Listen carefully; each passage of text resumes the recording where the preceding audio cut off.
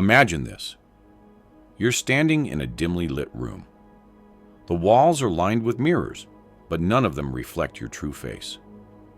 Every time you move, the image staring back distorts. Your smile becomes a sneer. Your confidence morphs into arrogance. Your love begins to resemble obsession. And as you turn to leave, you catch sight of one final mirror in the corner. In it, you don't see yourself at all. You see her, beautiful, mysterious, irresistible, but her eyes, they don't blink. They only consume. Now ask yourself, who is she? She could be a lover, a muse, a memory, a fantasy. But what if she is none of those? And instead, a projection of something far more dangerous? What if she is an archetype, woven into the shadows of your unconscious mind, seducing not your body, but your very identity? Carl Jung called her the anima, the hidden feminine force within the male psyche. And her counterpart, the animus, lives within every woman. These aren't quaint gender metaphors. They're psychological forces so ancient and potent, they can blur the line between love and manipulation, passion and madness, devotion and destruction. But here's the chilling paradox. The more unaware you are of her presence, the more power she holds over you. She whispers your fantasies, shapes your choices, even dictates the kind of person you fall in love with. And worse, she can masquerade as the woman standing right in front of you. The result? You never fall in love with her, only with the image of her that you created. How many relationships, then, are built not on truth, but illusion? How many men believe they are choosing, when in fact they are being chosen by something hidden within themselves? And how many women are caught in the same cycle, projecting their animus onto men, worshiping strength, dominance, intellect, not as virtues, but as shadows of what they unconsciously seek within? If love is supposed to be freeing, why do so many feel trapped? If connection is sacred, why does it so often become a battlefield? And if she isn't real, then who have you really been loving? We're about to peel back the mask, not just of her, but of you. Because what Jung uncovered was more than a theory. It was a warning. Now say the word, and we'll descend deeper. She isn't who you think she is, and neither are you. Beneath the surface of what you call love, desire, or even spiritual connection, there is a subterranean battlefield. Not between you and another, but between the known and the unknown within yourself. Carl Jung understood this better than anyone. He saw that the human psyche is not a neatly organized whole, but a landscape of fragmented selves. And buried deep within every man lies the anima, the unconscious feminine image, formed from a lifetime of impressions, maternal echoes, forgotten wounds, repressed longings, and cultural myths. Jung didn't invent the anima. He uncovered her. Just as Freud unearthed the instinctual drives and Nietzsche declared that God is dead, Jung turned inward and discovered something far more disturbing: that men are often at the mercy of an internal woman they have never met. She is not a person. She is a projection, a phantom stitched together from all the things society told you to desire, but also everything you were told to suppress. And within every woman, the animus, a masculine inner figure that does not merely complement her. It often dominates her thoughts with rigid opinions, unattainable ideals, and haunting voices of judgment disguised as truth. Philosopher Arthur Schopenhauer once said, "A man can do what he wants, but not want what he wants." What if the same is true of who you desire? What if your wants were never truly yours? This is the hidden problem. You mistake the inner for the outer. You see someone across the room, feel an unexplainable pull, and say, "It must be love." But it isn't. Not yet. What you feel is a reunion. Not with her, but with a missing part of yourself. That longing, that ache, that obsession. It's not for her, it's for the completion of your own soul, disguised as her face. The anima isn't always gentle. She can appear as the seductress, the damsel, the nurturer, but she can also wear the face of chaos, emotional instability, destruction. Jung warned, the less integrated she is, the more dangerous she becomes. You don't fall in love. You fall under a spell. And once entranced, you become blind to truth, willingly surrendering reason and judgment at the altar of your illusion. This isn't love. It's possession from within. So when a relationship crumbles and you wonder, how could she change so suddenly? Ask instead, did she change, or did the mask finally slip? Every failed romance, every idealized partner, every inexplicable heartbreak, they may all be echoes of this inner theater. But if that's true, what does that mean for free will? For identity? For the very meaning of love? The answer lies ahead, in the place most never dare to look. Because what you don't see is still shaping everything you are. Say the word, and we'll dive into the consequences of this unseen truth. She lives in your decisions, in the words you choose, in the way your heart races for someone you just met, or how it sinks for reasons you can't explain. She is in the silence that follows intimacy, in the arguments that feel like déjà vu, in the obsession that blooms long after the person has left. The anima doesn't just haunt your dreams. She scripts your waking life. When she remains unconscious, unseen, unacknowledged, she doesn't vanish. She becomes mythologized, and you begin to confuse fantasy with reality. Not just in love, but in every aspect of your existence. Your career, your values, your self-worth. Everything bends toward this invisible gravitational pull, the inner feminine or masculine that seeks wholeness through the outer world. This is how men chase the perfect woman without ever truly seeing her. They aren't pursuing a person, they're chasing a mirror that reflects their own unlived potential, their deepest emotional hunger, their unresolved past with their mother, their longing for salvation, comfort, chaos, or death. And women? They are not immune. The animus may wear the face of the hero, the intellectual, the rebel, the savior. But often it becomes a tyrant, whispering in her mind that no man is good enough, that she must achieve, conquer, dominate, or be dominated. That softness is weakness, and vulnerability is failure. He becomes a constant internal monologue, subtly shaping how she sees herself and what she expects from others.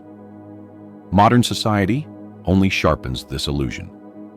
With movies, ads, social media, and the algorithm of desire, we are conditioned to seek fulfillment not within, but through archetypes that were never ours to begin with.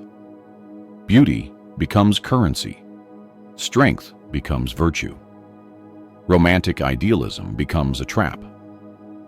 Neurologically, this conditioning is reinforced by dopamine loops and confirmation bias.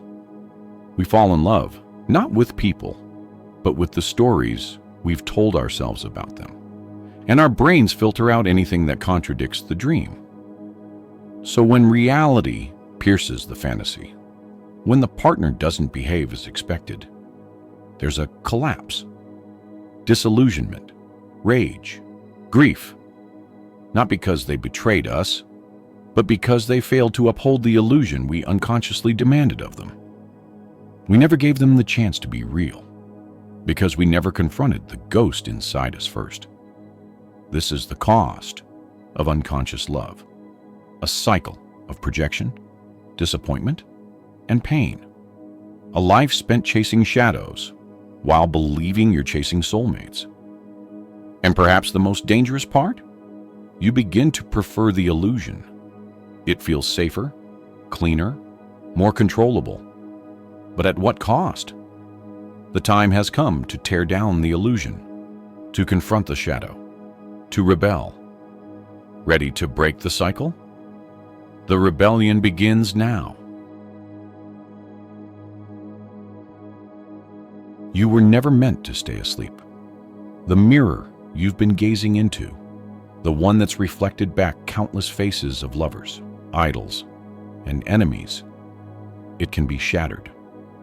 But not with anger, not with rejection, only with awareness.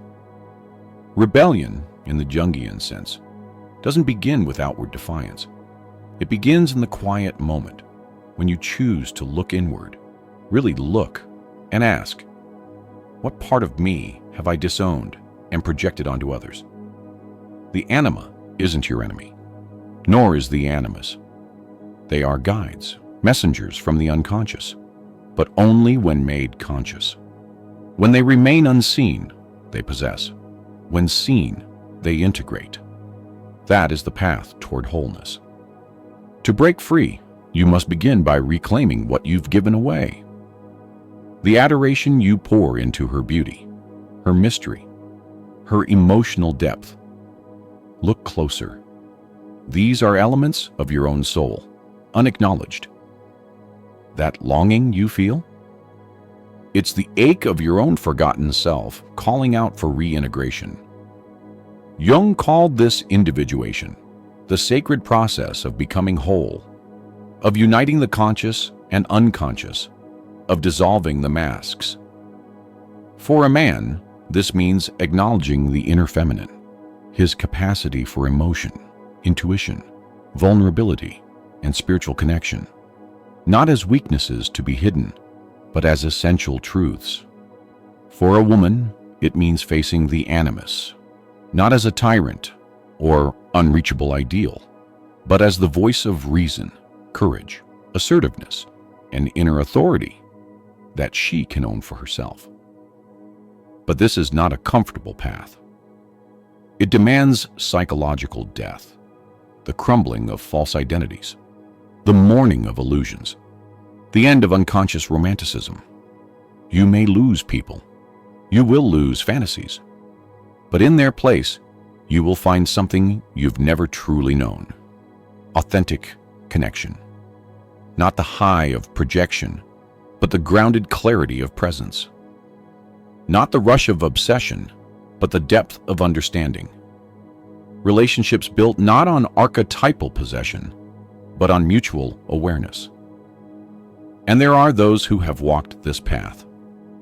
Think of Rainer Maria Rilke, who spoke of the need to stand guard over one another's solitude. Or Carl Jung himself, who loved deeply, but always through the lens of individuation, never losing himself in the other, but meeting her as a whole being. This rebellion is not loud. It doesn't scream in the streets. It whispers in the psyche. It says, I will no longer let an unconscious force dictate who I love, how I live, or who I am. To love is not to merge. It is to stand whole in front of another, with eyes unclouded by fantasy, and say, I see you, and I see me. And that, perhaps, is the most radical act of all. But there's still one more truth to uncover, one that redefines everything. Shall we step into the final realization?